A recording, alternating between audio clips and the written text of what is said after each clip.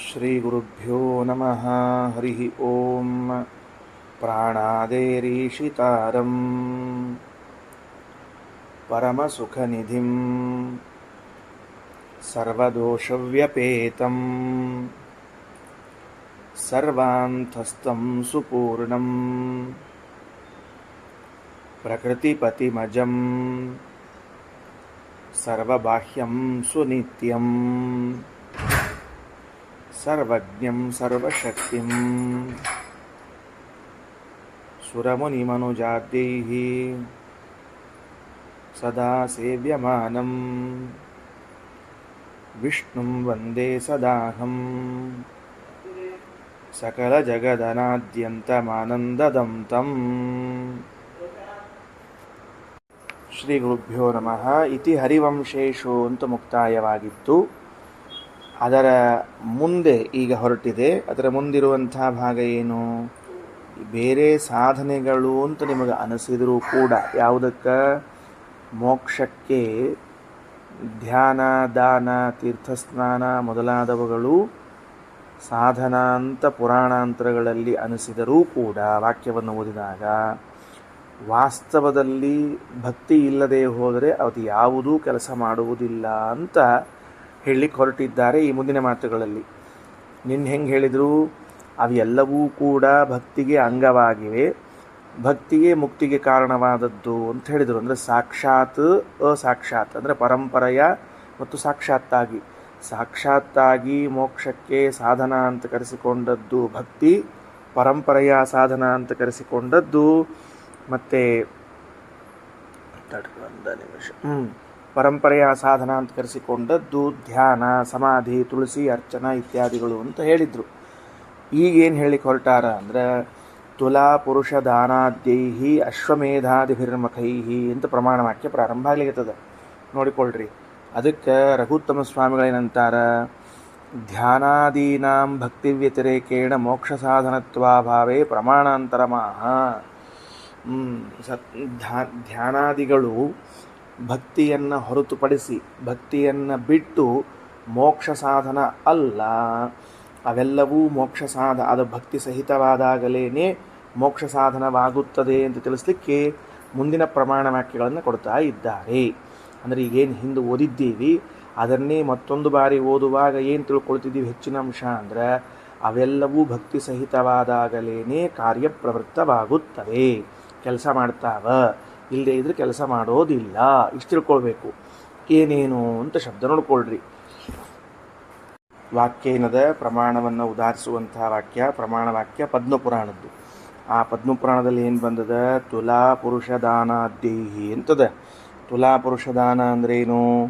ನಾವು ನೋಡ್ರಿ, ಈಗ ತುಲಾ ಪುರುಷ ದಾನ ಅಂದರೆ ತುಲಾಭಾರ ಅಂತ ಅರ್ಥ. ಅದಕ್ಕೆ ಆ ತುಲಾಭಾರ ಮೊದಲಾದವುಗಳಿರಬಹುದು, ಅಶ್ವಮೇಧಾದಿಭಿರ್ಮಖೈಹಿ ಅಶ್ವಮೇಧಾದ ಮೊದಲಾದ ಯಜ್ಞಗಳಿರಬಹುದು, ವಾರಾಣಸಿ ಪ್ರಯಾಗಾದಿ ತೀರ್ಥಸ್ನಾನಾದಿಭಿ ಪ್ರಿಯೇ.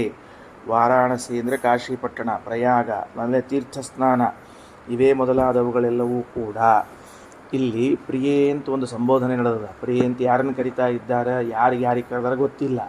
ಪದ್ಮಪುರಾಣದ ವಾಕ್ಯವನ್ನಂತರೂ ಆಚಾರ ಕೊಟ್ಬಿಟ್ಟಾರೆ. ಹೀಗಾಗಿ ಕೆಲವರಿಗೆ ಪ್ರಿಯೇ ಅಂತ ಅಂದ್ಕೊಳ್ಳೆ ಬೇರೆ ಅಭಿಪ್ರಾಯ ಬರಬಾರದು ಅಂತ ಸ್ಪಷ್ಟ ಮಾಡ್ಲಿಕ್ಕತ್ತೀನಿ ನಾನು. ಅಂದ್ರೆ ಇದು ರುದ್ರದೇವರು ಪಾರ್ವತೀ ದೇವಿಯನ್ನು ಕುರಿತು ಹೇಳುವಂತಹ ಮಾತು. ಆ ಶಿವಪಾರ್ವತಿಯರ ಸಂವಾದದಲ್ಲಿ ಹಿಂಗೆ ಮಹಾಭಾರತದೊಳಗೆ ಉಮಾಮಹೇಶ್ವರ ಸಂವಾದ ಅಂತ ಅನ್ನೋದು ಭಾಳ ಪ್ರಸಿದ್ಧ ಅದ. ಹಂಗೆ ಪದ್ಮಪುರಾಣದಲ್ಲೂ ಉಮಾಮಹೇಶ್ವರ ಸಂವಾದ ಭಾಳ ಪ್ರಸಿದ್ಧ. ಅದರಲ್ಲಿ 10 ವಿಷಯಗಳನ್ನು ಚರ್ಚೆ ಮಾಡ್ತಾರೆ. ಅದರಿಂದ ಇಲ್ಲೂ ಕೂಡ ಏನು ಚರ್ಚೆ ಆಗ್ಲಿಕ್ಕತ್ತದ ಅಂತಂದ್ರೆ, ಪ್ರಿಯೇ ಪಾರ್ವತೀ ದೇವಿಯೇ ಕೇಳು, ಈ ವ್ಯಕ್ತಿ ಇದ್ದಾನ, ಅವ ತುಲಾ ಪುರುಷದಾನಾದ್ಯೈಹಿ. ತುಲಾ ಪುರುಷದಾನ ಅಂದರೆ ತುಲಾಭಾರ. ತುಲಾಭಾರ ಮಾಡಿಕೊಳ್ಳೋ ಕಾಲಕ್ಕೆ ಅರ್ಥ ಏನಿರ್ತದೆ ಅದರಲ್ಲಿ ಅಂತಂದರೆ, ವ್ಯಕ್ತಿ ಎಷ್ಟು ತೂಕದವಿದ್ದಾನ ಅಷ್ಟು ತೂಕದ ಸಮಾನವಾದ ಪದಾರ್ಥಗಳನ್ನು ತೂಗಿ ಇದನ್ನು ದಾನ ಮಾಡುವುದು ಅನ್ನೋದೊಂದು ತುಲಾಭಾರದ ಕಾರ್ಯಕ್ರಮ. ತುಲಾ ಪುರುಷದಾನ ಅಂತ ಕರೀತಾರೆ ಅದಕ್ಕೆ. ಇವೇ ಮೊದಲಾದವುಗಳವ, ಇದನ್ನು ಮಾಡಬೇಕು ಅಂತ. ಇದನ್ನು ಯಾವಾಗೋ ಮಾಡಬೇಕು ಅಂತ ಒಂದು ತಲೆ ಇರ್ತದೆ ನಮ್ಗೆ.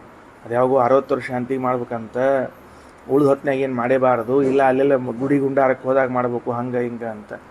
ಹಂಗೆ ಸಂಪ್ರದಾಯ ಬಂದದ. ಬಟ್ ಏನು ಅಂತಂದ್ರೆ ದಾನ ಮಾಡಬೇಕು ಅಂತ ಅಪೇಕ್ಷೆ ಇದ್ದವನು ಪಾಪ ಒತ್ತಾಯ ಮಾಡಬಾರ್ದು. ಕೆಲವ್ರು ತ್ರಾಸ ಆಗ್ತದೆ, ದಾನ ಶಬ್ದ ಕೇಳ್ಕೊಳ್ಳೋ ತ್ರಾಸ ಆಗ್ತಿರ್ತದೆ. ಹಾಗೆಲ್ಲ ಇಲ್ಲ.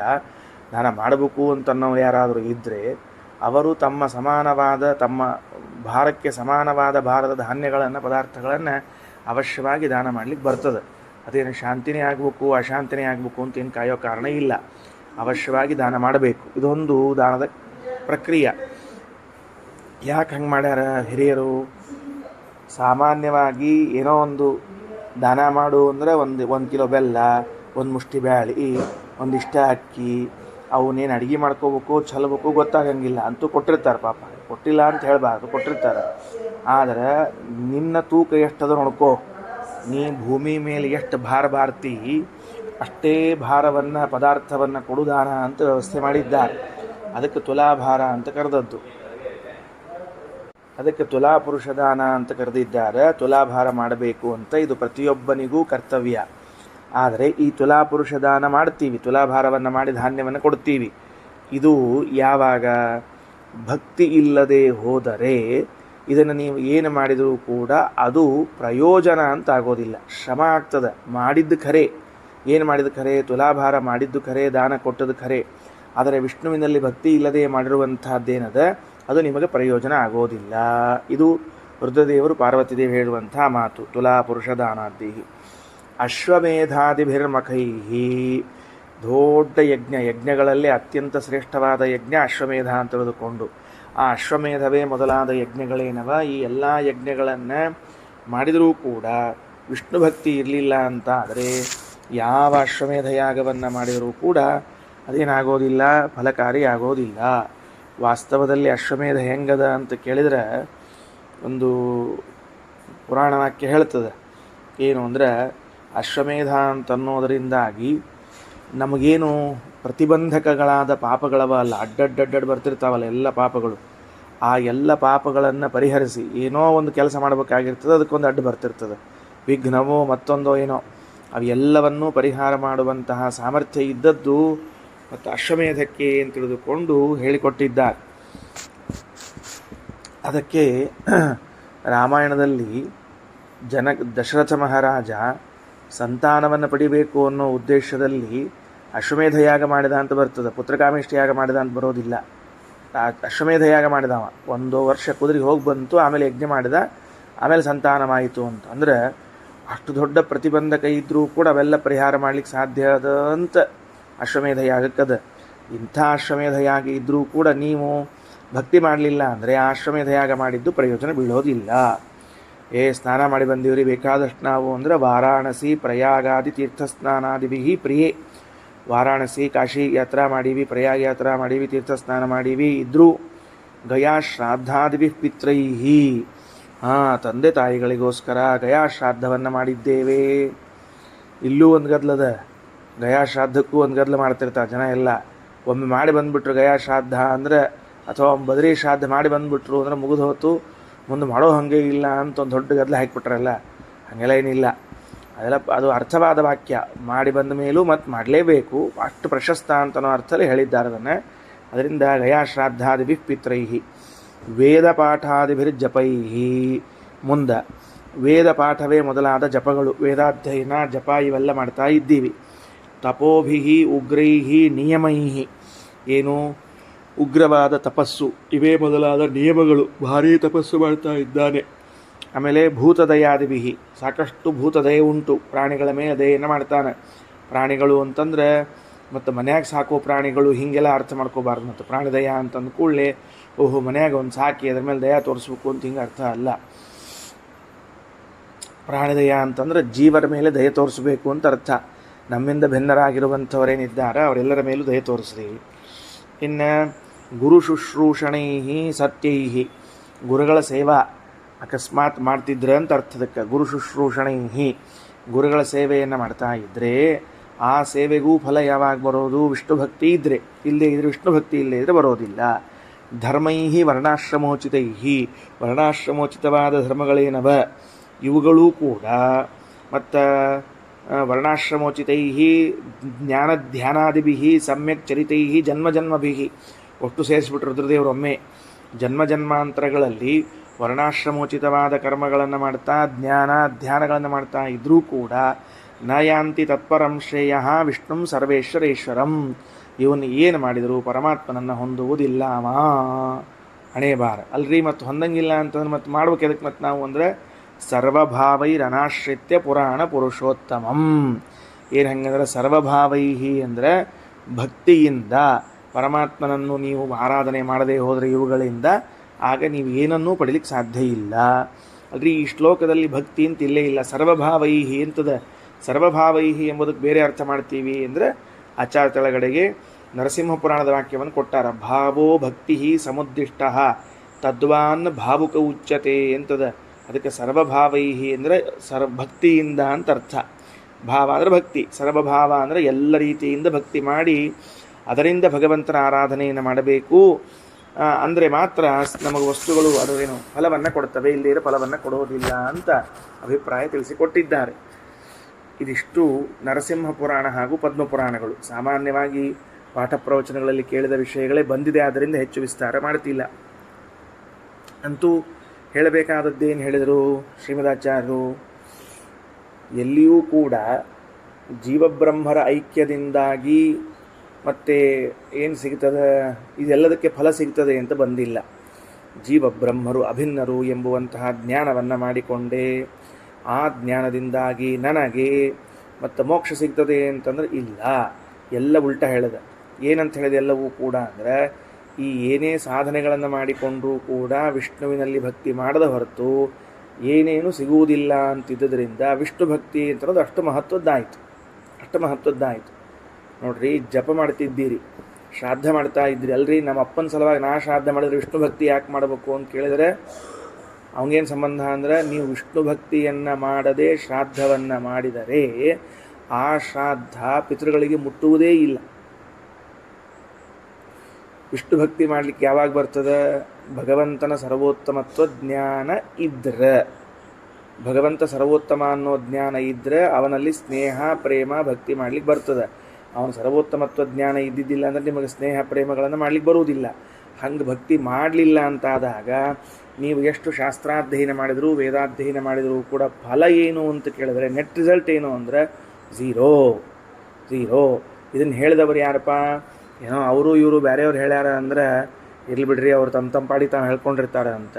ಹೆಂಡತಿಯನ್ನು ಕೂಡಿಸಿ ಗಂಡನಾಗಿರುವಂತಹ ರುದ್ರದೇವರು ಅತ್ಯಂತ ಪ್ರೇಮದಿಂದ ಹೇಳ್ತಾ ಇದ್ದಾರೆ ಅಲ್ರಿ. ಅದು ಅತ್ಯಂತ ಪ್ರೇಮದಿಂದ ಹೇಳ್ತಿರ್ತಾರೆ ಅಂತ ನೀವು ಕೈಲಿ ಹಾಕಬೇಡ್ರಿ. ಅವ್ರು ಹೆಂಗಾರ ಸಿಟ್ಲಿಂದ ಹೇಳಿದ್ರೆ ಏನು ಮಾಡ್ತೀರಿ ಅಂತ ಕೇಳಿದ್ರೆ ಅದಕ್ಕೆ ಪ್ರಿಯೇ ಅಂತ ಸಂಬೋಧನೆ ಬಂದ ಶಬ್ದ ತೊಗೊಂಡ್ರೆ ಶ್ರೀಮದಾಚಾರ್ಯರು. ವಾರಾಣಸಿ ಪ್ರಯಾಗಾದಿ ತೀರ್ಥಸ್ನಾನಾದಿ ಪ್ರಿಯೇ. ಹಿಂಗೆ ಸಿಟ್ಟಿನಾಗಿದ್ದಾಗೂ ಕೆಲವು ಗಂಡಂದ್ರು ಪ್ರಿಯೇ ಅಂತ ಕರೀತಾರಂತ ನನಗೆ ಗೊತ್ತಿಲ್ಲ. ಮತ್ತು ಅದಕ್ಕೆ ಸುಮ್ಮನೆ ನಾನು ಹೇಳಿದ್ದು, ಯಾವ ಪ್ರೀತಿ ಇರ್ತದೆ ಆ ಪ್ರೀತಿಯೊಳಗೆ ಇದ್ದಾಗ ಪ್ರಿಯೇ ಅಂತ ಸಂಬೋಧನೆ ಮಾಡುವುದು ಪ್ರೀತಿಯಿಂದ ಕೂತಿರುವಾಗ. ಹಾಗಾದರೆ ಇದಕ್ಕೇನು ಕರೀತಾರ ಅಂದ್ರೆ, ಈ ವಾಕ್ಯ ಪದ್ಮಪುರಾಣದಲ್ಲೇ ಬಂದಿರಬಹುದು, ಮತ್ತೊಂದು ಕಡೆಗೆ ಬಂದಿರಬಹುದು. ಪ್ರಮಾಣ ಅಂತ ಆಗಬೇಕಾದ್ರೆ ಏನಿರ್ಬೇಕು ಆ ವಾಕ್ಯಕ್ಕೆ? ಪೌರುಷೇಯ ಆಗಮಗಳು ಪ್ರಮಾಣ ಅಂತ ಅನಿಸ್ಬೇಕಾದ್ರೆ ಅದರಲ್ಲಿ 3 ಅಂಶ ಇರಬೇಕು. ಏನು 3 ಅಂಶ ಇರಬೇಕು? 3 ಅಂಶ ಇದ್ದಾಗ ಮಾತ್ರ ಪೌರುಷೇಯ ಆಗಮಗಳು ಪ್ರಮಾಣ ಅಂತ ಕರೆಸ್ಕೊಳ್ತಾವೆ. ಹೆಂಗೆ?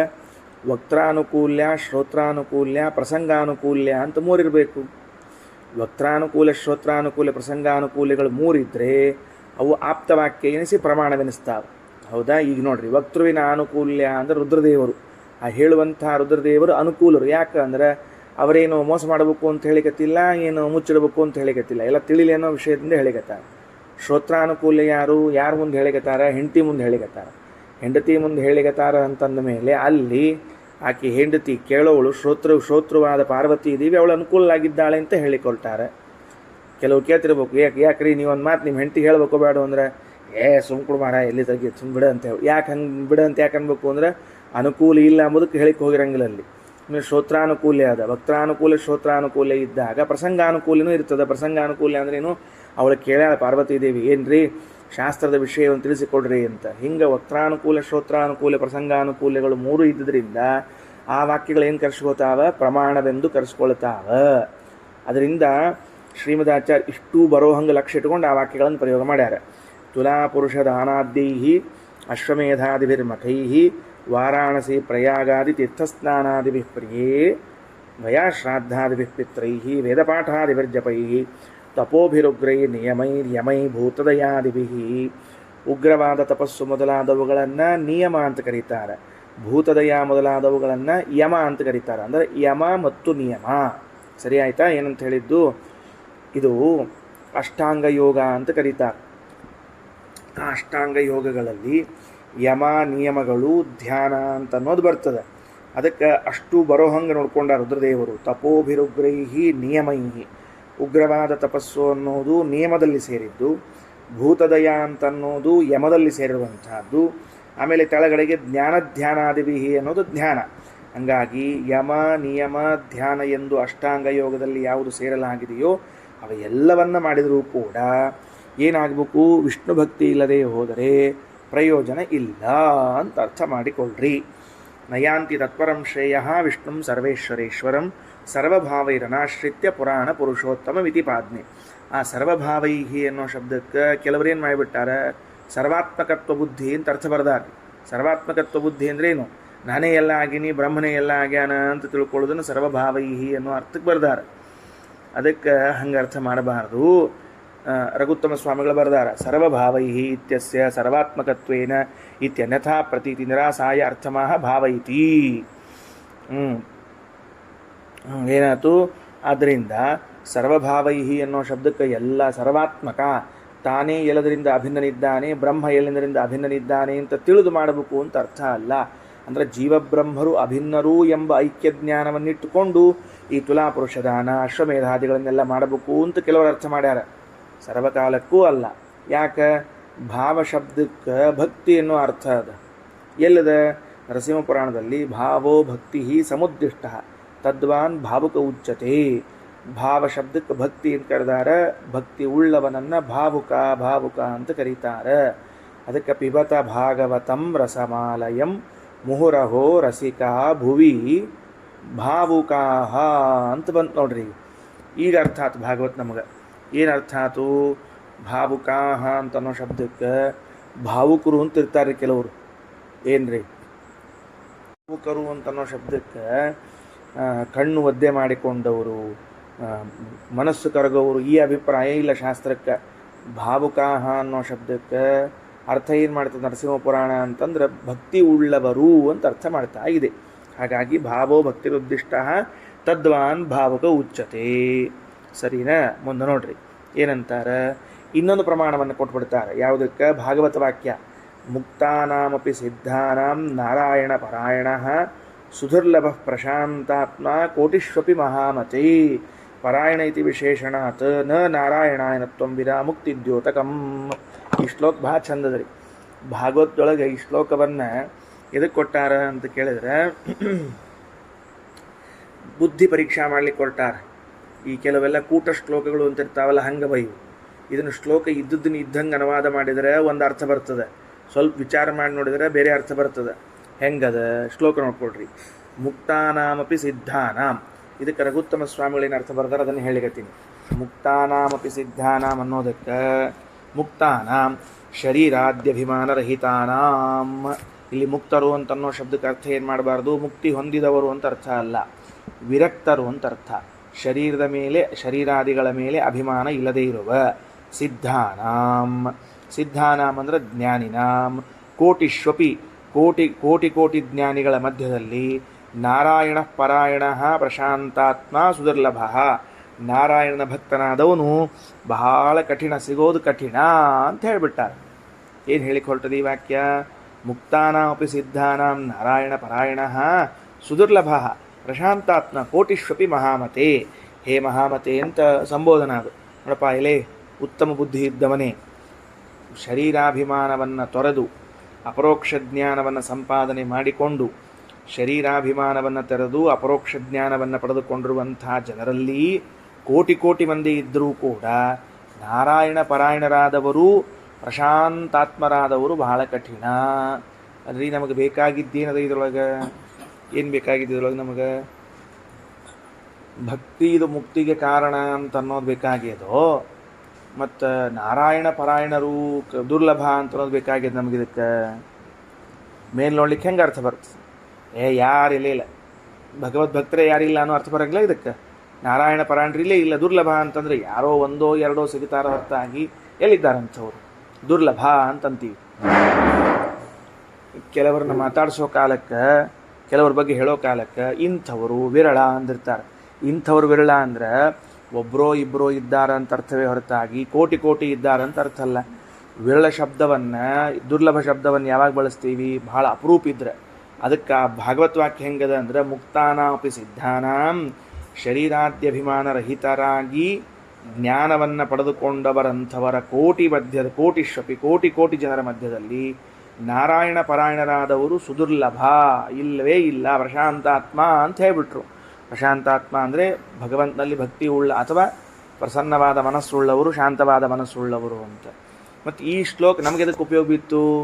ನಮಗೇನು ಉಪಯೋಗ ಬೀಳಲಿಲ್ಲಲ್ಲ, ನಮಗೆ ಬೇಕಾದದ್ದು ಸಿಗಲಿಲ್ಲಲ್ಲ ಅಂತ ಬಂತು. ಅದಕ್ಕೆ ಶ್ರೀಮದಾಚಾರ್ಯ ಉತ್ತರ ಕೊಡ್ತಾರೆ. ಏನಂತಾರೆ? ಪರಾಯಣ ಇತಿ ವಿಶೇಷಣಾತ್ ನಾರಾಯಣಾಯನತ್ವಂ ವಿನಾ ಮುಕ್ತಿದ್ಯೋತಕಂ, ನ ನಾರಾಯಣ ಅಯನತ್ವಂ ವಿನಾ ಮುಕ್ತಿದ್ಯೋತಕಂ. ಏನಂತಾರೆ? ಈ ಶ್ಲೋಕ ಯಾರನ್ನು ಕುರಿತು ಹೇಳಲಿಕ್ಕೆ ಹೊರಟದ? ಪರಾಯಣ ಅಂತನ್ನೋ ಶಬ್ದ ಯಾರನ್ನು ಹೇಳಲಿಕ್ಕೆ ಹೊರಟದ ಅಂದರೆ ಚತುರ್ಮುಖನನ್ನ ಕುರಿತು ಹೇಳಲಿಕ್ಕೆ ಹೊರಟ ಶ್ಲೋಕ ಇದು. ಪರ ಅಯನ ಅಂತಂದ್ರೆ ಏನು? ಹಿಂಗೆ ಅರ್ಥ ಮಾಡಿಕೊಳ್ಳ್ರಿ.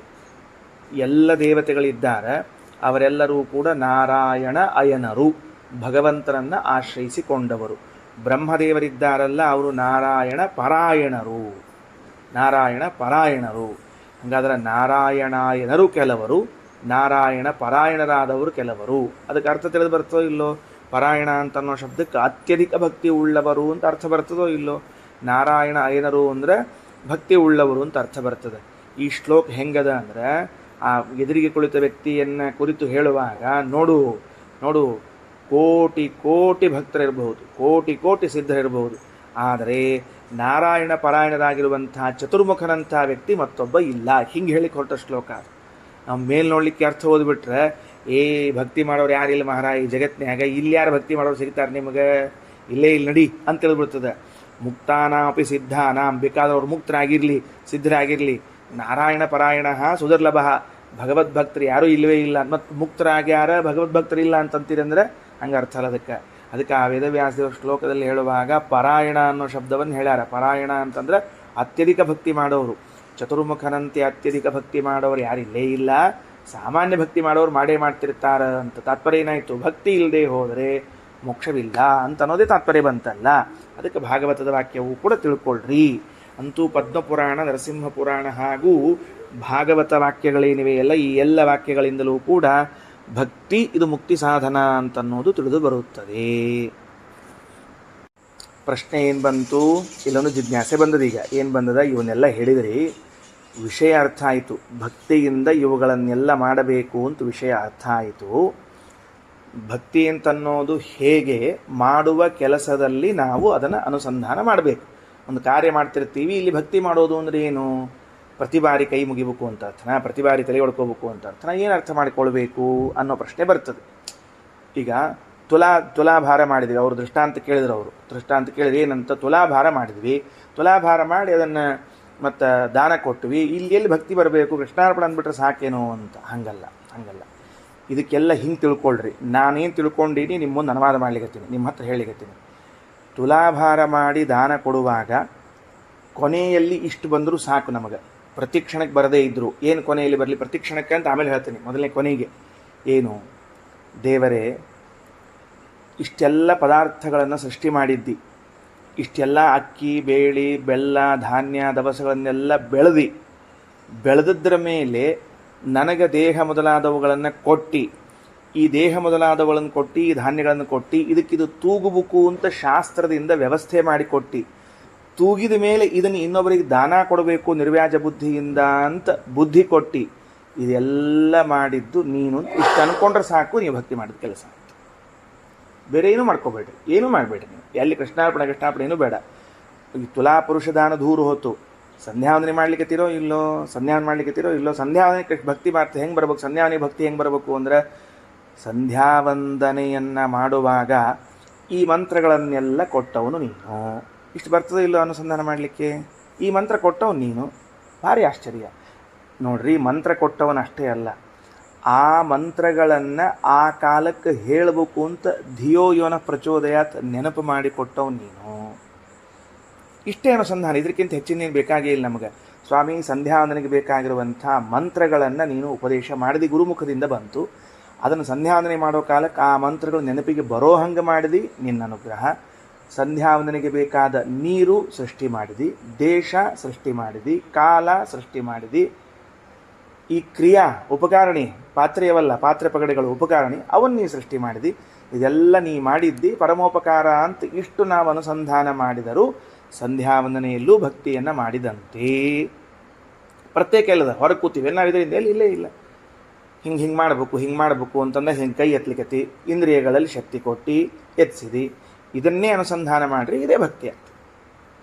ಸಂಧ್ಯಾವಂದನೆ ಮುಗಿದಾಗ ನೋಡಪ್ಪ, ಈ ಎಲ್ಲ ಸಂಧ್ಯಾವಂದನೆ ಪ್ರಕ್ರಿಯೆ ಒಳಗೆ ಏನೇನು ಬಂದಾವ ಇವೆಲ್ಲ ಮಂತ್ರ ಸಂಬಂಧ ಭಾಗಗಳೆಲ್ಲ ಮಂತ್ರಗಳನ್ನು ಸೃಷ್ಟಿ ಉಪದೇಶ ಮಾಡಿಕೊಟ್ಟು, ಅದಕ್ಕೆ ಸಂಬಂಧಿತ ಕ್ರಿಯೆಗಳನ್ನು ಹೊಂದಿಸಿಕೊಟ್ಟು, ದೇಹ ಇಂದ್ರಿಯಗಳನ್ನು ಹೊಂದಿಸಿಕೊಟ್ಟು, ದೇಶ ಕಾಲಗಳನ್ನು ಹೊಂದಿಸಿಕೊಟ್ಟು, ಉಪಕರಣಗಳನ್ನು ಹೊಂದಿಸಿಕೊಟ್ಟು, ಈ ಎಲ್ಲ ಸಾಮಗ್ರಿಗಳು ಕೊಟ್ಟವು ನೀನು ಅಂತ ಚಿಂತನೆ ಮಾಡಿದರೂ ಭಕ್ತಿ ಮಾಡಿದಂತೆ ಆಗ್ತದ ಅಂತ ನನ್ನ ಅಭಿಪ್ರಾಯ. ತಂದೆಯ ಶ್ರಾದ್ದ ಮಾಡಿದಾಗ ಗಯಾ ಕ್ಷೇತ್ರಕ್ಕೆ ಹೋಗಿರ್ತೀರಿ, ಶ್ರಾದ್ದ ಮಾಡಿರ್ತೀರಿ. ಇಲ್ಲೇನು ಶ್ರಾದ್ದ ಮಾಡೋ ಕಾಲಕ್ಕೆ ಏನು ಅನುಸಂಧಾನ ಮಾಡಬೇಕು ಅಂದರೆ, ಗಯಾ ಕ್ಷೇತ್ರದಂಥ ಕ್ಷೇತ್ರವನ್ನು ನಿರ್ಮಾಣ ಮಾಡಿ ನನಗೆ ಇಂತಹ ದೇಹ ಕೊಟ್ಟ ತಂದೆ ತಾಯಿಗಳಿದ್ದವರು ಅವರ ಶ್ರಾದ್ದವನ್ನು, ಶಾಸ್ತ್ರೀಯವಾದ ಕರ್ಮವನ್ನು ಇಲ್ಲಿ ಮಾಡಬೇಕು ಅಂತ ಬುದ್ಧಿ ಕೊಟ್ಟು ಮಾಡಿಸ್ತಿದ್ದೀಯಲ್ಲಪ್ಪ, ದೊಡ್ಡ ಉಪಕಾರ. ಇದೇ ನಾವು ಮಾಡುವಂಥ ಭಕ್ತಿ, ಇದನ್ನೇ ಅನುಸಂಧಾನ ಮಾಡಬೇಕು. ಪೇಜ್ ನಂಬರ್ 509 ಅಲ್ಲಿ ನಚ ಸಿದ್ಧೇ ಅರ್ಥೇ ತಾತ್ಪರ್ಯಾಭಾವೋ ವಕ್ತುಂ ಯುಕ್ತಃ ಅಸ್ತ್ಯತ್ರ ತವ ಪಿತಾ ರಾಜ ಇತ್ಯಾದಿಷು ಸಿದ್ಧ ಏವ ತಾತ್ಪರ್ಯ ದರ್ಶನಾತ್. ಶ್ರೀಮದಾಚಾರ್ಯರು ಪ್ರಾಸಂಗಿಕವಾಗಿ ಇಲ್ಲಿ ಪ್ರಾಭಾಕರ ಮತದ ಚಿಂತನೆಯನ್ನು ಮಾಡ್ತಾ ಇದ್ದಾರೆ. ಏನು ಚಿಂತನೆ, ಅದರ ಮೇಲೆ ಬರ್ಕೊಂಡ್ಬಿಡ್ರಿ. ನಚ ಸಿದ್ಧೇ ಅರ್ಥೇ ತಾತ್ಪರ್ಯಾಭಾವ ವಕ್ತುಂ ಯುಕ್ತ ಅಂತನ್ನುವಲ್ಲಿ ಪ್ರಾಭಾಕರ ಮತ ಚಿಂತನ, ಪ್ರಾಭಾಕರ ಮತ ವಿಮರ್ಶೆ ಅಂತ ಬರ್ಕೊಳ್ರಿ. ಸ್ಪಷ್ಟವಾಗಿ ಎಲ್ಲಿ ಬರ್ಕೋಬೇಕು, ಆ ಪೇಜ್ ಮೇಲೆ ಬರ್ಕೊಂಬಿಡ್ರಿ. ಬೃಹದಾರಣ್ಯಕ ಉಪನಿಷತ್ತು ಅಧ್ಯಾಯ ಅವ್ಯಾಕೃತ ಬ್ರಾಹ್ಮಣದಲ್ಲ, ಅದ್ರ ಮೇಲೆ ಬರ್ಕೊಂಬಿಡ್ರಿ ಚೆಂದಾಗಿ. ಪ್ರಾಭಾಕರ ಮತ ವಿಮರ್ಶ ಅಂತ ತಿಳಿದುಕೊಂಡು ಇದನ್ನು ಅನುವ್ಯಾಖ್ಯಾನ, ವಿಷ್ಣುತತ್ವ ವಿನಿರ್ಣಯ ಮೊದಲಾದ ಗ್ರಂಥಗಳಲ್ಲಿ ದೀರ್ಘವಾಗಿ ಚರ್ಚಾ ಮಾಡ್ಯಾರ. ಇಲ್ಲಿ ಪ್ರಾಸಂಗಿಕವಾಗಿ ಸ್ವಲ್ಪ ಚರ್ಚಾ ಮಾಡ್ಯಾರ. ಭಾಳ ಇಂಟ್ರೆಸ್ಟಿಂಗ್ ಸಬ್ಜೆಕ್ಟ್ ಅದ. ಮತ್ತೊಂದು ಹೊಸ ದರ್ಶನದ ಪರಿಚಯ ಆಗ್ಲಿಕ್ಕತ್ತದ, ಹೇಳಲಿಕ್ಕೆ ಶುರು ಮಾಡ್ತೀನಿ. ಒಂದು 5 ನಿಮಿಷ ತೊಗೊಳ್ಳೋಣಂತ. ಮೊದಲು ಏನಂತಾರೆ, ಇಷ್ಟು ಹೊತ್ತು ಅದ್ವೈತ ದರ್ಶನದ ವಿಚಾರವನ್ನು ತೆಗೆದುಕೊಂಡ್ರು. ಅಂದರೆ ಅದ್ವೈತ ದರ್ಶನ ಹೇಳಿದ್ದು ಶ್ರುತಿಯ ಅರ್ಥ ಆಗ್ಲಿಕ್ಕೆ ಸಾಧ್ಯವಿಲ್ಲ ಅಂದಮೇಲೆ ಮತ್ತೆ ವೇದೋಕ್ತವಾದದ್ದು ಪುರಾಣೋಕ್ತವಾದದ್ದು ತತ್ವವಾದವೇ ಶ್ರುತ್ಯರ್ಥವಾಗಬೇಕು ಅಂತ ಸಮರ್ಥನೆ ಮಾಡಿಕೊಟ್ರು. ಈಗ ಹೊಸದಾಗಿ ಏನು ಪ್ರಾರಂಭ ಮಾಡ್ಲಿಕ್ಕತ್ತಾರ ಅಂತಂದ್ರೆ, ಪ್ರಾಭಾಕರ ಮತಕ್ಕೂ ನಮ್ಮ ಮತಕ್ಕೂ ಬರುವಂಥ ಅಭಿಪ್ರಾಯ ಭೇದ. ಅವರೇನು ಜೀವಬ್ರಹ್ಮರ ಐಕ್ಯವನ್ನು ಹೇಳುವಂಥವರಲ್ಲ. ಪ್ರಾಭಾಕರೇನು ಜೀವಬ್ರಹ್ಮರ ಐಕ್ಯವನ್ನು ಹೇಳುವುದಿಲ್ಲ. ಅವರಿಗೆ ಮೀಮಾಂಸಕರು ಅಂತ ಹೆಸರದ. ಅವರ ಮೀಮಾಂಸಕರಾದ ಪ್ರಾಭಾಕರರಿಗೂ ನಮಗೂ ಬರುವಂತಹ ಭೇದ ಎಷ್ಟು ಅಷ್ಟನ್ನು ಮಾತ್ರ ತಿದ್ದುಪಡಿಸ್ತಾರೆ. ಅವ್ರು ಸರಿಪಡಿಸಿದರು ಅಂದರೆ, ಅದರ ವಿಮರ್ಶೆಯನ್ನು ಮಾಡಿದರು ಅಂದರೆ ಉಳಿದು ಅರ್ಥ ಆಗ್ತದೆ. ನೋಡ್ರಿ, ರಘುತ್ತಮ ಸ್ವಾಮಿಗಳ ವಾಕ್ಯವನ್ನು ಓದ್ತೀನಿ. ಇದು ನಚ ಅಂತ ಅನ್ನೋಕ್ಕಿಂತ ಮೊದಲು ರಘುತ್ತಮ ಸ್ವಾಮಿಗಳ ವಾಕ್ಯ ಎಷ್ಟವ ಅಷ್ಟು ಓದಿ ಅರ್ಥ ಹೇಳಬೇಕಾಗ್ತದೆ. ಆದ್ದರಿಂದ ಮೊದಲು 1-2 ವಾಕ್ಯ ಹೋಗ್ತೀನಿ. ನೀವೇನಂದ್ರಿ, ತತ್ವಮಸ್ಯಾದಿ ವಾಕ್ಯಗಳು ಜೀವೇಶ ಭೇದ ಪ್ರತಿಪಾದಕ ಅಂತ ಹೇಳಿದ್ರಿ ಅಲ್ವಾ? ನೀವು ಇಷ್ಟೊತ್ತು ಹೇಳಿದ್ದೇನು? ತತ್ವಮಸಿ, ಅಹಂ ಬ್ರಹ್ಮಾಸ್ಮಿ, ಯೋಸೌ ಅಸೌ ಪುರುಷ ಸೋಹಮಸ್ಮಿ ಇತ್ಯಾದಿ ವಾಕ್ಯಗಳೆಲ್ಲವೂ ಕೂಡ ಜೀವಬ್ರಹ್ಮರ ಭೇದವನ್ನು ತಿಳಿಸುತ್ತದೆ ಅಂತ ಹೇಳಿದ್ರಿ. ಸರಿನಾ? ಅದಕ್ಕೆ ಅವ್ರದ್ದು ಆಕ್ಷೇಪ ಏನು? ಪ್ರಾಭಾಕರರು ಹೇಳುವಂಥ ವಿಷಯ ಏನು ಅಂದರೆ, ಸಮಸ್ತಸ್ಯಾಪಿ ವೇದಸ್ಯ ಕಾರ್ಯಪರತ್ವೇನ ಸಿದ್ಧಸ್ವರೂಪೇ ಜೀವೇಶ ಭೇದಾದೌ ತಾತ್ಪರ್ಯ ಅಭಾವಾತ್. ಎಲ್ಲ ವೇದವೂ ಕೂಡ ಕಾರ್ಯಪರವಾಗಿದೆ. ವೇದವೆಲ್ಲವೂ ಕೂಡ ಯತ್ಪರವಾಗಿದೆ, ಕಾರ್ಯಪರವಾಗಿದೆ. ಇದೊಂದು ಸ್ವಲ್ಪ ತಿಳಿಬೇಕಾ ನಮಗೆ?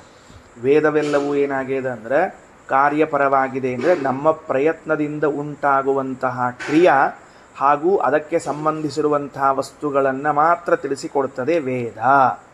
ಇದನ್ನು ಬರ್ಕೊಳ್ರಿ. ಏನು ಬರ್ಕೋಬೇಕು ಅಂತಂದ್ರೆ, ಕಾರ್ಯಪರವಾಗಿದೆ. ವೇದವೆಲ್ಲವೂ ಏನಾಗಿದೆ? ಕಾರ್ಯಪರವಾಗಿದೆ. ಅಂತ ಬರ್ಕೊಂಡು ಇದ್ರ ಮುಂದಿನ ಅಭಿಪ್ರಾಯ ಬರ್ಕೋಬೇಕು. ಕಾರ್ಯಪರ ಅಂದರೆ ಏನು ಅಂತ ನೋಡಂತ.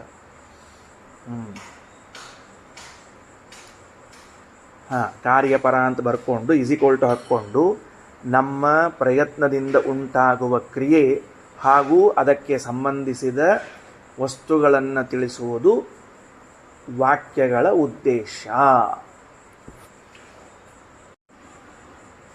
ಒಂದು ವಾಕ್ಯವನ್ನು ನಾವು ಯಾವಾಗ ಪ್ರಯೋಗ ಮಾಡ್ತೇವೆ ಇದನ್ನೊಂದು ತಲೆಯಲ್ಲಿ ತಗೊಳ್ಳಂತ. ಮೊದಲು ವಾಕ್ಯವನ್ನು ಪ್ರಯೋಗ ಮಾಡಬೇಕು. ಹೆಂಗೆ ವಾಕ್ಯವನ್ನು ಪ್ರಯೋಗ ಮಾಡಿದರೆ ಏನು ಕೆಲಸ ಆಗಬೇಕು? ವಾಕ್ಯ ಪ್ರಯೋಗದ್ದು ಒಂದೇನೋ ಫಲ ಇರಬೇಕಲ್ಲ, ಅದು ಏನು ಅಂತ ಮೊದಲು ಚಿಂತನೆ ಮಾಡೋಣಂತ. ನಾನೇನು ಹೇಳಿದೆ, ಒಂದು ವಾಕ್ಯವನ್ನು ಪ್ರಯೋಗ ಮಾಡಿದೆ. ಈಗ ಈ ವಾಕ್ಯವನ್ನು ಪ್ರಯೋಗ ಮಾಡಿದಾಗ ಆ ವಾಕ್ಯದಿಂದ ನಿಮಗೆ ಒಂದಾ ಪ್ರವೃತ್ತಿ ಉಂಟಾಗಬೇಕು, ಒಂದು ಆ್ಯಕ್ಷನ್, ಏನೋ ಒಂದು ಮಾಡಬೇಕು ಅಂತ ಅನಿಸ್ಬೇಕು, ಇಲ್ಲ ಮಾಡಬಾರದು ಅಂತ ಅನಿಸ್ಬೇಕು. ಪ್ರವೃತ್ತಿ ಅಥವಾ ನಿವೃತ್ತಿಯನ್ನು ಬೋಧಿಸುತ್ತಿದ್ದರೆ ಮಾತ್ರ ವಾಕ್ಯವು ಸಾರ್ಥಕವೆನಿಸುತ್ತದೆ. ವಾಕ್ಯ ಯಾವಾಗ ಸಾರ್ಥಕ ಅನ್ನಿಸ್ತದೆ? ಪ್ರವೃತ್ತಿ ಅಥವಾ ನಿವೃತ್ತಿಯನ್ನು ಬೋಧನೆ ಮಾಡ್ತಿದ್ರೆ.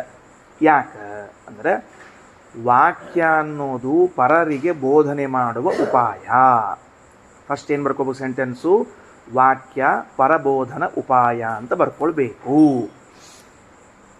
ವಾಕ್ಯವನ್ನು ಪರರಿಗೆ ಬೋಧಿಸುವುದಕ್ಕಾಗಿ ಬಳಸುವಂತಹ ಸಾಧನ. ಈಗ ನಾನು ಪಾಠ ಹೇಳ್ತಿದ್ದೀನಿ ನಿಮಗೆ.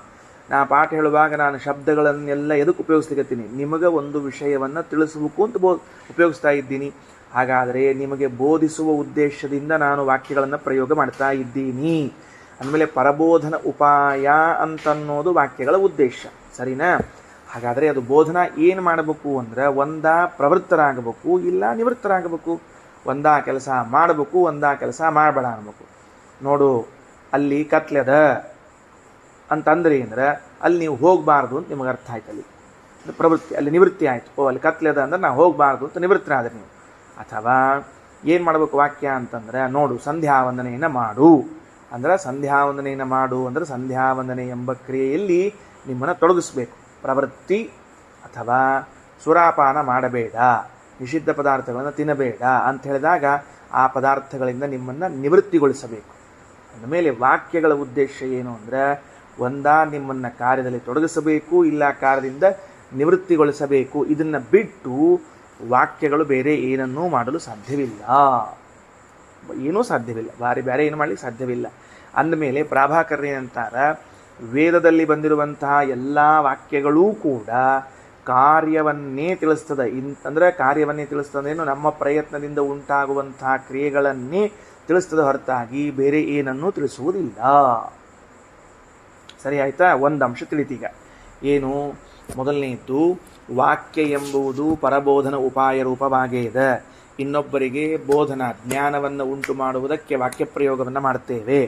ಆ ವಾಕ್ಯ ಪ್ರಯೋಗವನ್ನು ಮಾಡಿದಾಗ ನಮ್ಮ ಉದ್ದೇಶ ಏನದ? ಅವನಲ್ಲಿ ಒಂದು ಕ್ರಿಯಾ ಹುಟ್ಟಲಿ. ಏನು ಕ್ರಿಯಾ? ಅದು ಪಾಸಿಟಿವ್ ಆದದ್ದಿರಬಹುದು ಅಥವಾ ನೆಗೆಟಿವ್ ಆದದ್ದಿರಬಹುದು. ಒಂದು ಕ್ರಿಯಾ ಹುಟ್ಟಬೇಕು. ಮಾಡು ಅಥವಾ ಬೇಡ ಅಂತ ತಿಳಿದುಕೊಂಡು ಯಾವುದಾದ್ರೂ ಒಂದಿರಬೇಕು. ಅದಕ್ಕೆ ಈಗ ಹೋಗು ಆಕಳು ತೆಗೆದುಕೊಂಡು ಬಾ ಅಂತ ಹೇಳಿದೆ ನಾನು. ಹೋಗು ಆಕಳ ತೆಗೆದುಕೊಂಡು ಬಾ, ಗಾಮ್ ಆನಯ ಅಂತ ಶಬ್ದ ಪ್ರಯೋಗ ಮಾಡಿದರೆ ಅವ ಹೋಗಬೇಕು, ಆಕಳ ತೊಗೊಂಡು ಬರಬೇಕು. ಹಾಗಾದರೆ ಗಾಮಾನಯ ಅಂತ ವಾಕ್ಯ ಪ್ರಯೋಗ ಮಾಡಿದ್ದರಿಂದ ಅವ ಹೋಗಿ ಆಕಳನ್ನು ತೆಗೆದುಕೊಂಡು ಬಂದದ್ದು ಕಂಡದ್ರಿಂದ ವಾಕ್ಯವೆಲ್ಲವೂ ಕೂಡ ನಮ್ಮ ಪ್ರಯತ್ನದಿಂದ ಉಂಟಾಗುವಂಥ ಕ್ರಿಯೆಯನ್ನೇ ಹೇಳುತ್ತದೆ ಹೊರತಾಗಿ ಬೇರೆದನ್ನು ಹೇಳೋದಿಲ್ಲ. ಸ್ನಾನ ಮಾಡು, ಸಂಧ್ಯಾವಂದನೆ ಮಾಡು, ಯಜ್ಞ ಮಾಡು, ದಾನ ಮಾಡು, ಎಲ್ಲವೂ ಏನದ? ಕ್ರಿಯೆಯನ್ನೇ ಬೋಧಿಸಬೇಕೆ ಹೊರತಾಗಿ ಬೇರೆ. ಊಟ ಮಾಡು, ನಿದ್ದೆ ಮಾಡು, ಪಾಠ ಕೂಡು, ಎಲ್ಲ ಕ್ರಿಯಾ ಬೋಧಿಸುತ್ತಾನೆ. ಪಾಠವನ್ನು ಕೇಳು, ಕ್ರಿಯಾನೇ ತಾನೇ ಬೋಧಿಸೋದು. ಅಂದಮೇಲೆ ಪ್ರತಿ ವಾಕ್ಯಗಳು ಕೂಡ ಕ್ರಿಯಾಬೋಧಕವಾಗಿವೆ. ಪ್ರಭಾಕರ ಅಭಿಪ್ರಾಯ. ಸರಿ, ಇರಲಿ ಏನೀಗ ಅದಕ್ಕೂ ನಮಗೂ ಜೀವೇಶ ಭೇದವನ್ನು ಹೇಳೋದಕ್ಕೂ ಏನು ಸಂಬಂಧ? ಪ್ರಶ್ನೆ ಬಂತಲ್ಲೀಗ. ನೋಡ್ರಿ, ಈಗೇನಾಯಿತು ಅಂದರೆ ಪ್ರಾಭಾಕರರ ಮತ ಹೀಗಿರುವಾಗ ಅವ್ರದ್ದು ಮೂಲ ಎಜೆಂಡಾ ಏನದ ಅಂದರೆ ಎಲ್ಲ ವಾಕ್ಯಗಳು ಕಾರ್ಯತ್ವ ಬೋಧಕವಾಗಬೇಕೆ ಹೊರತಾಗಿ ಬೇರೆದಲ್ಲ, ಕಾರ್ಯತಾ ಬೋಧಕವಾಗಬೇಕು. ಸರಿಯಾ? ನಮ್ಮ ಮತದ ಪ್ರಕಾರ ಬರೋಣಂತೀವಿ. ಏನು ಅಂದರೆ ಜೀವ ಹಾಗೂ ಈಶ್ವರ ಮಧ್ಯದಲ್ಲೊಂದು ಭೇದ ಇದೆಯಲ್ಲ, ಈ ಭೇದ ಅನ್ನೋದು ಇದು ನಮ್ಮ ಪ್ರಯತ್ನದಿಂದ ಸಾಧ್ಯವಾಗುವ ಕ್ರಿಯೆಯ ಅಥವಾ ನಮ್ಮ ಪ್ರಯತ್ನದಿಂದ ಉಂಟಾಗುವ ಕ್ರಿಯೆಗೆ ಸಂಬಂಧಪಟ್ಟ ವಸ್ತುವ? ಯಾವುದೂ ಅಲ್ಲ. ಅಂದ ಮೇಲೆ ವೇದವಾಕ್ಯಗಳು ಇದನ್ನು ಹೆಂಗೆ ಬೋಧನೆ ಮಾಡ್ಲಿಕ್ಕೆ ಸಾಧ್ಯ ಅದ? ಹೆಂಗೆ ಸಾಧ್ಯ? ಭೇದ ಅಂತನ್ನೋದು ಈಗ ನೋಡ್ರಿ, ಸಂಧ್ಯಾವಂದನೆ ಅಂತನ್ನೋದು ನನ್ನ ಕ್ರಿಯೆಯಿಂದ ಸಾಧ್ಯವಾಗುವುದು. ನಾನು ಸಂಧ್ಯಾವಂದನೆ ಮಾಡಬೇಕು. ಹಂಗಾರೆ ವೇದಗಳಿಗೆ ಜೀವಬ್ರಹ್ಮರ ಮಧ್ಯದಲ್ಲಿ ಭೇದ ಹೇಳುವ ಅಭಿಪ್ರಾಯದ ಅಂದರೆ ಆ ಭೇದ ಎಂಬುದು ನಮ್ಮ ಪ್ರಯತ್ನದಿಂದ ಸಾಧ್ಯ ಆಗಬೇಕದು. ಆಗುವುದೇ ಇಲ್ಲದು. ಇಲ್ಲಿ ಒಂದು ನಿಮಿಷ ನಿಲ್ಲೋಣಂತ. ನಾನು ಭೇದ ಅಂತನ್ನುವುದು ಹೊಸದಾಗಿ ಹುಟ್ಟುವಂತಹದ್ದ ಅಥವಾ ಯಾವಾಗಲೂ ಇರುವಂತಹದ್ದ? ಎರಡು ವಸ್ತುಗಳ ಮಧ್ಯದಲ್ಲಿ ಭೇದ ಅನ್ನುವುದು ಹುಟ್ಟುವುದಾ, ಸ್ವಾಭಾವಿಕವಾಗಿ ಇರುವುದಾ? ಸ್ವಾಭಾವಿಕವಾಗಿ ಸ್ವಾಭಾವಿಕವಾಗಿರುವುದು. ಇಲ್ಲದೇ ಹೋದರೆ ಇದು ಬೆಂಕಿ, ಇದು ನೀರು, ಹೆಂಗೆ ಬೈಪರ್ಕೆಟ್ ಮಾಡಿದ್ರೆ ನೀವು? ಅವೆರಡರ ಮಧ್ಯದಲ್ಲಿ ಭೇದ ಅಂತನ್ನೋದು ಸ್ವಾಭಾವಿಕವಾಗಿ ಇದ್ದಿದ್ದಿಲ್ಲ ಅಂದರೆ, ನಿಮ್ಮ ಪ್ರಯತ್ನದಿಂದ ಭೇದ ಹುಡ್ತಿತ್ತು ಅಂತ ಆದರೆ, ಇದು ನೀರು, ಇದು ಬೆಂಕಿ, ಇದು ಕಲ್ಲು, ಇದು ಮಣ್ಣು, ಇದು ಅಂಥೇಳಿ ನಿಮಗೆ ಭೇದ ತೋರಿಸ್ಲಿಕ್ಕೆ ಸಾಧ್ಯವೇ ಇದ್ದಿದ್ದಿಲ್ಲ. ಅಂದ್ರೆ ಭೇದ ಇಸ್ ಈಕ್ವಲ್ ಟು ವಸ್ತುವಿನ ಸ್ವರೂಪ. ಶ್ರೀಮದಾಚಾರ್ಯ ಸಿದ್ಧಾಂತ ಏನು ಅಂದರೆ, ಭೇದ ಇಸ್ ಈಕ್ವಲ್ ಟು ವಸ್ತುವಿನ ಸ್ವರೂಪ. ಈಗ ಭೇದ ಘಟದ ಸ್ವರೂಪ ಆಗದೇ ಹೋಗಿದ್ರೆ ಅಯಂ ಘಟಃ ಅಯಂ ಪಟಃ ಅಂತ ಎರಡು ಪ್ರತ್ಯೇಕ ವಸ್ತುಗಳನ್ನು ನಿಮಗೆ ತೋರಿಸ್ಲಿಕ್ಕೆ ಸಾಧ್ಯವೇ ಇಲ್ಲ. ಭೇದವೆನ್ನುವುದು ವಸ್ತುವಿನ ಸ್ವರೂಪವೇ ಆಗಿದೆ ಎಂದರೆ ಭೇದ ಇದು ಸಿದ್ಧವೇ ಆಗಿದೆ. ನೀನು ಪ್ರಯತ್ನಪೂರ್ವಕವಾಗಿ ಮಾಡಬೇಕಾಗಿಲ್ಲ, ಭೇದವನ್ನು ಹುಟ್ಟಿಸಬೇಕಾಗಿಲ್ಲ. ಹಾಗಿದ್ರೆ ವೇದವು ಈಗಾಗಲೇ ಸಿದ್ಧವಾಗಿರುವ ವಿಷಯವನ್ನು ಬೋಧಿಸುವುದು ಹೇಗೆ? ವೇದ ಏನು ಬೋಧಿಸಬೇಕು? ನಿನ್ನ ಪ್ರಯತ್ನದಿಂದ ಉಂಟಾಗುವ ಕ್ರಿಯಾ, ಆಕ್ಷನ್, ಅದರಿಂದ ಒಂದೇನು ಬರ್ತದೆ ಅಂಥದ್ದನ್ನು ಬೋಧಿಸ್ಬೇಕು ಹೊರತಾಗಿ ಪ್ರವೃತ್ತಿಯನ್ನಾಗಲಿ ನಿವೃತ್ತಿಯನ್ನಾಗಲಿ ಬೋಧಿಸ್ಬೇಕು ಹೊರತಾಗಿ ಬೇರೆದನ್ನಲ್ಲ. ಅಂದಮೇಲೆ ಭೇದ ನೀನು ಪ್ರವೃತ್ತಿಯಿಂದ ನೀನು ಆ ವಾಕ್ಯವನ್ನು ಕೇಳಿ ಪ್ರವೃತ್ತನಾಗಿ ಜೀವಬ್ರಹ್ಮರ ಮಧ್ಯದಲ್ಲಿ ಭೇದ ಹುಟ್ಟಿಸ್ಬೇಕಾ ಅಥವಾ ಭೇದವನ್ನು ಹೋಗಿಸ್ಬೇಕಾ? ಏನು ಮಾಡಬೇಕು? ಅಂದ ಮೇಲೆ ವಾಕ್ಯದ ಉದ್ದೇಶ ಈಡೇರೋದಿಲ್ಲ. ಅಂದರೆ ಸಿದ್ಧವಾದ ವಸ್ತುವಿನಲ್ಲಿ ವೇದಗಳಿಗೆ ತಾತ್ಪರ್ಯವೇ ಇಲ್ಲ. ಮೊದಲು ಈ ವಾಕ್ಯ ತಗೊಳ್ರಿ. ನಚ ಸಿದ್ಧೇ ಅರ್ಥೇ ತಾತ್ಪರ್ಯಾಭಾವ ವಕ್ತುಂ ಯುಕ್ತಃ. ಇಷ್ಟು ಬಂತು ನೋಡ್ರಿ ಪ್ರಶ್ನೆ. ಸಿದ್ಧೇ ಅರ್ಥೇ, ಸಿದ್ಧವಾದ ಪದಾರ್ಥಗಳು ಅಂತೇನವ ಅದರಲ್ಲಿ ವೇದಕ್ಕೆ ತಾತ್ಪರ್ಯವೇ ಇಲ್ಲ. ಯಾಕೆ? ಸಾಧ್ಯವಾಗುವ ವಸ್ತುಗಳಲ್ಲಿ ಹೇಳ್ತಾರೆ. ಈಗ ಜ್ಯೋತಿಷ್ಠೋಮೇನ ಸ್ವರ್ಗಕಾಮೋ ಯಜೇತ ಅಂತದ. ಜ್ಯೋತಿಷ್ಠೋಮೇನ ಸ್ವರ್ಗಕಾಮೋ ಯಜೇತ ಅಂದ್ರೆ ಯಾಗದಿಂದ, ಜ್ಯೋತಿಷ್ಠೋಮ ಎಂಬ ಯಜ್ಞದಿಂದ ಸ್ವರ್ಗವನ್ನು ಸಾಧಿಸಿಕೊಳ್ಳಿರಿ. ಪಡಿಬೇಕು, ಸ್ವರ್ಗ ಪಡಿಬೇಕು. ನೀವೀಗ ಸ್ವರ್ಗವನ್ನು ಪಡಿಬೇಕು. ಹಾಗಾದರೆ ಜ್ಯೋತಿಷ್ಠೋಮ ಯಜ್ಞದಿಂದ ಸ್ವರ್ಗವನ್ನು ಪಡೆಯುವಂತೆ ತತ್ವಮಸಿ ಅಹಂ ಬ್ರಹ್ಮಾಸ್ಮಿ ಇತ್ಯಾದಿ ವಾಕ್ಯಗಳಿಂದ ಜೀವಬ್ರಹ್ಮರ ಮಧ್ಯದಲ್ಲಿನ ಜೀವಬ್ರಹ್ಮರ ಭೇದವನ್ನು ನೀವೇನು ಪಡಿತೀರಾ? ಹೆಂಗೆ ಪಡ್ಲಿಕ್ಕೆ ಸಾಧ್ಯದ? ಅದೇನು ಪ್ರಯತ್ನದಿಂದ ಸಾಧ್ಯವಲ್ಲ. ಅಂದ ಮೇಲೆ ಸಿದ್ಧವಾದ ವಸ್ತು ಇದ್ದರೆ ಅಂಥ ಸಿದ್ಧವಾದ ವಸ್ತುಗಳನ್ನು ಬೋಧನೆ ಮಾಡಲಿಕ್ಕೆ ವೇದಕ್ಕೆ ಶಕ್ತಿಯೇ ಇಲ್ಲ. ಯಾಕೆ ವೇದಕ್ಕೆ ಶಕ್ತಿ ಇಲ್ಲ? ವೇದ ವಾಕ್ಯರೂಪವಾಗಿದೆ. ವಾಕ್ಯರೂಪ ಆದದ್ರಿಂದ ವೇದಕ್ಕೆ ಒಂದ ಹೋಗು ಅನ್ಬೇಕು, ಇಲ್ಲ ಬಾ ಅನ್ಬೇಕು, ಇಲ್ಲ ಕೂಡು ಅನ್ಬೇಕು, ಇಲ್ಲ ತಿನ್ನು ಅನ್ಬೇಕು, ಇಲ್ಲ ನಿಲ್ಲು ಅನ್ಬೇಕು ಹೊರತಾಗಿ ಇದ್ದ ವಸ್ತುವನ್ನು ಅದು ಬೋಧನಾ ಮಾಡುವುದಿಲ್ಲ. ಆದ್ದರಿಂದ ಪ್ರಾಭಾಕರ ಅಂತಾರೆ, ಸಿದ್ಧ ವಸ್ತುವಿನ ಬೋಧಕತ್ವ ವೇದಕ್ಕೆ ಇಲ್ಲವಾದ್ದರಿಂದ ಜೀವಬ್ರಹ್ಮರ ಭೇದ ಇದು ಸಿದ್ಧವಾದದ್ದರಿಂದ ಅದನ್ನು ಹೇಳಲು ಸಾಧ್ಯವಿಲ್ಲ. ಇಷ್ಟು ಪ್ರಾಭಾಕರರ ದರ್ಶನ. ಪ್ರಾರಂಭ ಆಯ್ತು, ಈಗ ಮುಗಿಲಿಲ್ಲ, ಈಗ ಪ್ರಾರಂಭ ಆಯಿತು. ಇನ್ನು ಮುಂದೆ ಗದ್ದಲ ಶುರುವಾಗ್ತದೆ. ನಚ ಸಿದ್ಧೇ ಅರ್ಥೇ ತಾತ್ಪರ್ಯಾಭಾವ ವಕ್ತುಂ ಯುಕ್ತಃ. ಅದಕ್ಕೆ ಶ್ರೀಮದಾಚಾರ್ಯ ಅಂತಾರೆ, ಇದೊಂದು ನಿಮಗೆ ಪೂರ್ವಗ್ರಹ ಪೀಡಿತ ಇರು. ನೀವೆಲ್ಲ ಇದನ್ನೆಲ್ಲ ಪೂರ್ವಗ್ರಹ ಪೀಡಿತರು. ವಾಕ್ಯವು ಸಿದ್ಧವಾದ ವಸ್ತುವನ್ನು ಬೋಧಿಸುವುದೇ ಇಲ್ಲ ಅಂತನ್ನುವಂತಹ ಪೂರ್ವಗ್ರಹದಿಂದ ಪೀಡಿತರಾಗಿರುವಂಥವ್ರು ನೀವು ಮುಂದೆ ಬರೋದಿಲ್ಲ. ವೇದ ಸಿದ್ಧವಾದ ವಸ್ತುವನ್ನು ಬೋಧಿಸುತ್ತದೆ. ವೇದ ಬೇಡ, ವಾಕ್ಯ ಮೊದಲು. ವಾಕ್ಯ ತಗೋ. ವಾಕ್ಯ ಸಿದ್ಧವಾದ ವಸ್ತುವನ್ನು ಬೋಧಿಸುತ್ತದೆ ಅಂತ ತೋರಿಸ್ಕೊಡ್ಲಿ ನಿನಗೆ. ತೋರಿಸ್ಕೊಡ್ರಿ. ಒಂದು ಮಗು ಅದ ಅಂತ ಇಟ್ಕೊಳ್ರಿ. ಮಗು ಅದು ಕಳ್ಕೊಂಡ್ಬಿಟ್ಟದ. ಏನು ಕಳ್ಕೊಂಡ್ಬಿಟ್ಟದ? ತನ್ನ ಅಪ್ಪ ಅಮ್ಮನ ಕಳ್ಕೊಂಡ್ಬಿಟ್ಟದ. ಅದಕ್ಕೆ ಅಪ್ಪ ಯಾರು ಅಮ್ಮ ಯಾರು ಅಂತ ಗೊತ್ತಿಲ್ಲ. ಒದ್ದಾಡ್ಲಿಕ್ಕತ್ತದ. ಅಪ್ಪ ಅಮ್ಮ ಅಂತ ಒದ್ದಾಡ್ಲಿಕ್ಕತ್ತದ. ಒದ್ದಾಡೋ ಕಾಲಕ್ಕೆ ಒಬ್ಬ ಬಂದು, ಏಯ್ ಶ್ವೈಲಿ, ಇವನೇ ನಿಮ್ಮಪ್ಪ ಅಂತ ಹೇಳ್ದ. ಏನು ಹೇಳ್ದವ? ಇವ ನಿಮ್ಮ ತಂದೆ, ಇವ ನಿಮ್ಮ ತಾಯಿ ಅಂತ ಪರಿಚಯ ಮಾಡಿಸಿರು. ಇವ ನಿನ್ನ ತಂದೆ, ಇವ ನಿನ್ನ ತಾಯಿ ಅಂತ ತಿಳಿದುಕೊಂಡು ಪರಿಚಯ ಮಾಡಿಸಿದರೆ ಆ ಪರಿಚಯ ಮಾಡಿಸಿದ ವಾಕ್ಯದಲ್ಲಿ ಏನಾದರೂ ಪ್ರವೃತ್ತಿ ನಿವೃತ್ತಿ ಉಂಟಾ? ಏನಿಲ್ವಲ್ಲ. ಇವ ನನ್ನ ಅಪ್ಪ, ಇವಳು ನನ್ನ ತಾಯಿ ಅಮ್ಮ ಅಂತ ಗೊತ್ತಾಯಿತು. ಹಾಗಾದರೆ ವಾಕ್ಯವು ಸಿದ್ಧವಾದ ವಸ್ತುವನ್ನೂ ಬೋಧಿಸುತ್ತದೆ. ಯಾವಾಗಲೂ ಕಾರ್ಯವನ್ನೇ ಬೋಧಿಸಬೇಕು ಅಂತೇನಿಲ್ಲ. ಇದು ಮನೆ ಮುಗಿದೋಯ್ತು, ಇದು ಮನೆ ಅಂತ ತಿಳಿತು. ಇದು ಇದು ಇದು ಕಾಶಿ ಕ್ಷೇತ್ರ ಅಂತ ಗೊತ್ತಾಯ್ತು. ಏನು ಮುಂದೇನು? ಪ್ರವೃತ್ತಿ ಇಲ್ಲ, ನಿವೃತ್ತಿ ಇಲ್ಲ ಇಲ್ಲಿ. ಅಂದಮೇಲೆ ಸಿದ್ಧೇ ಬೋಧಕತ್ವ ಅಂತನ್ನೋದು ವಾಕ್ಯಗಳಿಗೆ ಉಂಟೇ ಉಂಟು. ವಾಕ್ಯಗಳು ಸಿದ್ಧವಾದ ವಸ್ತುವನ್ನು ಹೇಳೋದಿಲ್ಲ ಅಂತ ಅನ್ನಬಾರದು, ಸಿದ್ಧವಾದ ವಸ್ತುವನ್ನು ಹೇಳ್ತದಂತೆ ಅನ್ನಬೇಕು. ಇದೆಲ್ಲ ಪ್ರಾಭಾಕರರ ಚಿಂತನೆ ಶುರುವಾಗ್ತದೆ. ಅವರಿಗೆ ವಿಮರ್ಶೆಯನ್ನು ಮತ್ತೆ ಮಾಡ್ತಾರೆ. ನಾಳೆ ಮುಂದಿನ ಪಾಠ ನೋಡೋಣ. ಶ್ರೀಕೃಷ್ಣಾರ್ಪಣಮಸ್ತು.